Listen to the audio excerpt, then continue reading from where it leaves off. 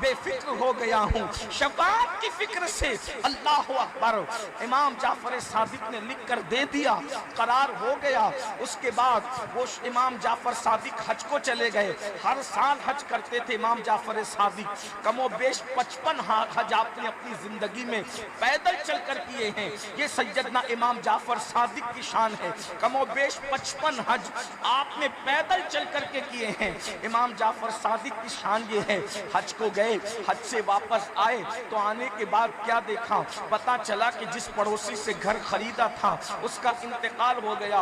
امام جعفر صادق آئے، اس کے وارثین نے کہا امام ہمارے باپ کا گھر، کہا میں نے تو خرید لیا تھا۔ کہا کہ آپ نے کتنے میں خریدا تھا؟ تو کہا کہ میں نے جنت کا محل دے کر کے جو ہے وہ اس سے گھر خریدا تھا۔ تو کہا ایسے جنت دے کر بھی کوئی مکان خریدتا ہے، یہ بھی کوئی خرید و فروخت تو بھی ہے؟ نہیں نہیں ایسا نہیں ہو سکتا، ہمارا گھر ہمیں واپس چاہیے۔ آپ نے فرمایا تمہارے باپ سے پوچھ لو۔ تو کہا ہمارے باپ سے کیا پوچھے، وہ تو مر گیا ہے۔ اللہ اکبر۔ امام نے فرمایا کیا تمہارے باپ نے مرتے وقت کوئی کاغذ تمہیں دیا تھا کہ یہ میرے کفن میں رکھ دینا؟ ہاں دیا تھا، مگر ہم نے اس کو پڑھا نہیں تھا۔ کہا جا کر کے پوچھو۔ جب اس کی قبر پر گئے تو وہی کاغذ جو امام جعفر صادق نے اس کو لکھ کر کے دیا تھا اور اس کی کفن میں رکھ دیا تھا، وہ کاغذ اس کی قبر پر رکھا تھا۔ ایک طرف امام جعفر صادق کی تحریر تھی، گھر کے بدلے ہم نے تجھے جنت کا محل دیا، دوسری طرف اس کے باپ کی تحریر تھی